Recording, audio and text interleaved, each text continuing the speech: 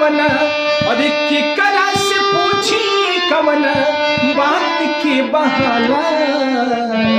पूछता जरूर बाटे अरे गड़बड़ घोटाला पूछता जरूर बाटे। नमस्कार प्रणाम भैया, आप सबके बीच एक छोटा सा भोजपुरी लोकगीत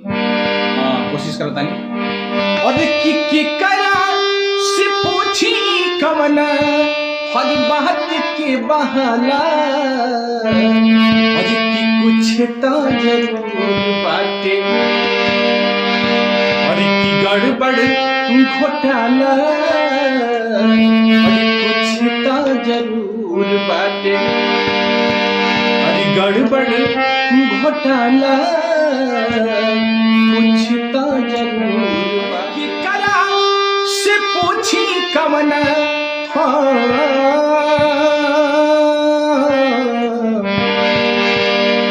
और केकरा से पूछी कवना हरे बात के बहाला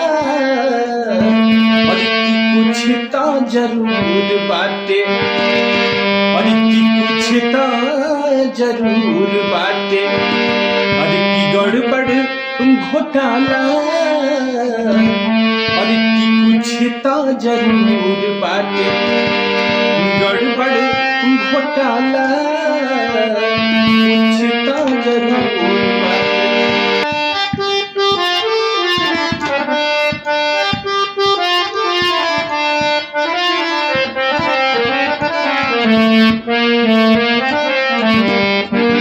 आईना में अपन रूपवा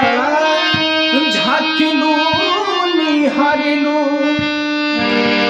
और की बेरी बेरी खुलल के सिया अरे पकड़लू सवारे की आईना में अपन रूपवा और झाँकलू निहारलू अरे की बेरी बेरी खुलल के सिया अरे पकड़लू समारेलू अरे की ब्यूटी चलावेलू अरे ब्यूटी चलावेलू अरे की ब्यूटी चलावेलू तो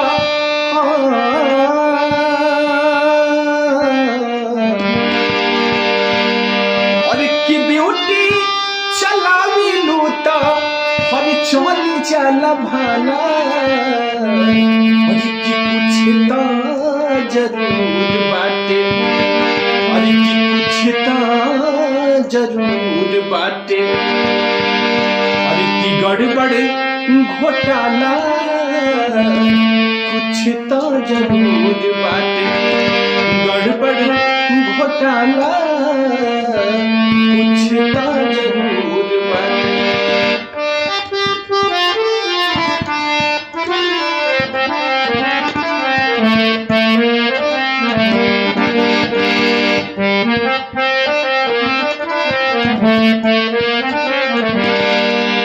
केकरा से पूछी कवना और केकरा से पूछी कवना हरी बात के बहाना कुछ तो जरूर बाटे कि कुछ तो जरूर बाटे गड़बड़ घोटाला कुछ तो जरूर बाटे अरे गड़बड़ घोटाला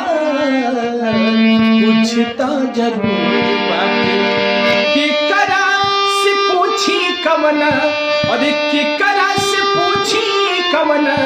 बात के बहाला कुछ तो जरूर बाटे अरे गड़बड़ घोटाला कुछ तो जरूर बाटे गड़बड़ घोटाला